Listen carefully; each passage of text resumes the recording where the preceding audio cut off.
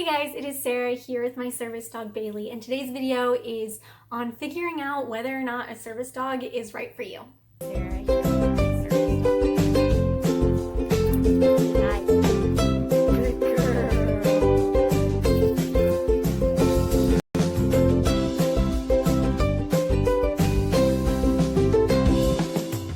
Getting a service dog is a huge responsibility, and it can completely change what your lifestyle is like. So before you get a service dog, you want to make sure that you can truly handle it.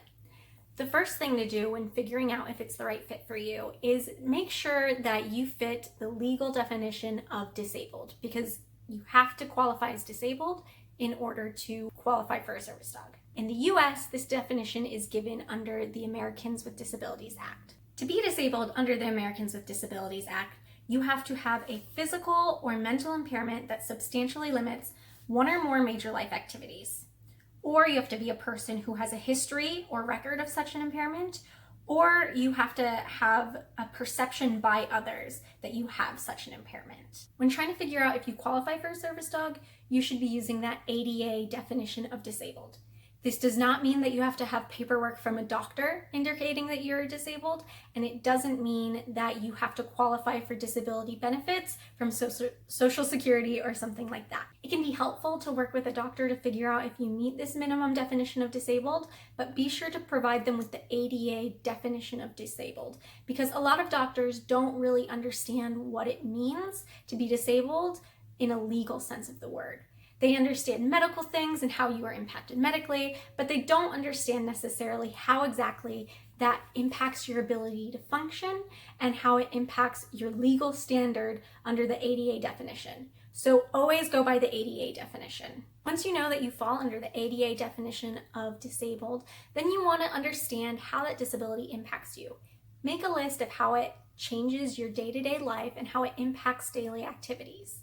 Then take a look at that list and think about how a service animal or service dog could assist you in mitigating each of those things. Some handlers like to think of this part as if a robot will be helping you, not an animal. This way it will be easier for you to delineate what might be more comfort and what might be a real legitimate task. For example, if you have a panic or anxiety disorder that stops you from going to school sometimes and even interrupts your classes so that you can't sit through a whole class session, then that qualifies you as disabled, since this impairs your ability to complete a daily life activity like going to school. Then you want to think about how a service animal or service dog might be able to mitigate that specific problem to help you continue to go to school and stay in class. Now that you know that a service animal can help mitigate your disability through a task or work, you want to figure out if you can really handle a service dog. It takes a lot to keep these dogs able to work, and so you want to understand that you can support that dog and make sure that dog has a good life. Before getting a service animal, you should make sure that you can care for that animal in a variety of situations. This means that you should make sure that you have stable housing that is appropriate for an animal to live in. You also want to make sure that you can financially care for the animal. So you want to be able to budget for food, gear, vet visits, and even emergencies, because you never know when things are going to pop up. You also want to be sure that you have the energy to be able to take care of this service animal. Being disabled alone drains a lot of energy, so you want to make sure you have enough energy to be able to take care of and look out for your service animal. This also means that you have to meet the exercise and energy needs of your specific service animal. For some people, that means paying a dog walker. For others, that means going for a run or a bike ride with their dog every day or once a week. It's going to be different for every team and every animal, but you want to make sure that you understand that you need to be able to meet those needs. You also need to make sure that you have the time to take care of a service animal. This means you have to take time out of your day for food and water and potty breaks. It also means that you have to have the time to exercise your animal or give them the fun time that they need to de-stress after a full day of working. On top of that, all service dogs have training needs. Even if you get a dog that is fully trained from a program, you will have to keep up those training needs and possibly add things as you need to add tasks or address problems that arise. If you're owner training, you really need to make sure that you have the energy, time, and skill to be able to train. No one should really be approaching training a service dog on their own, since even professionals need another pair of eyes sometimes, but you want to be sure that you can handle setting clear expectations and maintaining training of your animal and asking for help when needed. So be sure you have access to a reputable trainer or you stay in good contact with the trainers from your program. On top of all this, you need to make sure that you can handle the pressure of being a handler. When you go out in public, people will be staring at you. That's unavoidable. People will try to pet or distract your service animal, and you have to be able to stand up for yourself. You might run into access issues, and you have to be able to calmly explain the laws to someone and be able to defend your rights. People might take your photo without permission and post it online for everyone to see, or parents might yell at you for not letting their kids pet your service animal. You need to know that you'll be able to personally handle these things, or you'll have a strategy in order to handle these things. For example, some people can't verbally defend themselves if they get into an access issue. Those people often have printed cards that explain everything that they legally need to explain.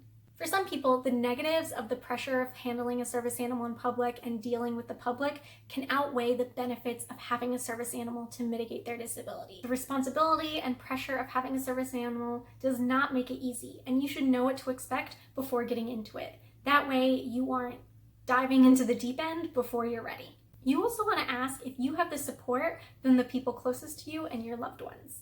It's not 100% necessary to have the support, but like I said, having a service animal is very difficult sometimes, and you want to make sure that you have enough support around you that you can handle those difficult times. This support is especially important if you are legally dependent on someone else, so be sure to consider that when you're trying to make this decision.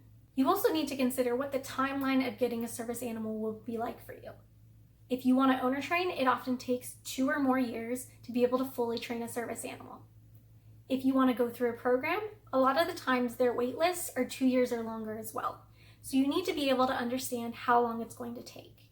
If you need something immediate in order to help you with your disability, then you should look into other options instead of a service animal for that immediate time frame, because it's going to take longer than instantly to get a service animal. You also want to consider if this is going to be a long-term illness or disability. If you only expect this illness or disability to last for a short amount of time, a service animal might not be the best fit for you, because it does take that amount of time to wait for the service animal, and then they have a working life of around 5 or 6 years, depending on the breed. However, if you do have disability-related needs that are going to last for a long time, and you are able to implement short-term solutions while you are waiting for that service animal in the long term, then a service dog might be a good fit for you. Some people think that a service dog should only be a last resort option, and you should only get a service dog after you've tried everything else that can help you with your disability. I disagree with this very strongly. I think there's a lot of people who could benefit from the use of a service animal, and putting that off until you've tried 1,000,001 other things is not helpful to that person. It takes a long time to get a service animal anyways, and it doesn't make sense to me to make someone struggle or suffer any longer than they need to while waiting for that service animal. For a variety of conditions, especially psychiatric conditions, a lot of people don't have the resources to access, or they're resistant to a variety of treatment methods. And so I think if a service animal is going to be a good match for them, that they should pursue it when they feel ready, even if that means they haven't tried everything under the sun yet. So that's my short guide on figuring out if a service animal is right for you. There are tons and tons of things that you need to consider, but those are the basics. If you have other ideas of things that people should consider before getting a service animal, please put them in the comments down below so that we can help people out. Also, if you have any questions about this topic or service dogs in general, please put that in the comments down below so we can answer them to the best of our ability. Thank you so much for watching. I'm so excited to announce that I finally hit 1,000 subscribers. So thank you so much to everyone who has hit that subscribe button. If you haven't already, please subscribe and hit that notification bell so that you can be notified whenever I upload a new video. And I'll see you in my next video. Bye. Say goodbye, Bailey. Say goodbye.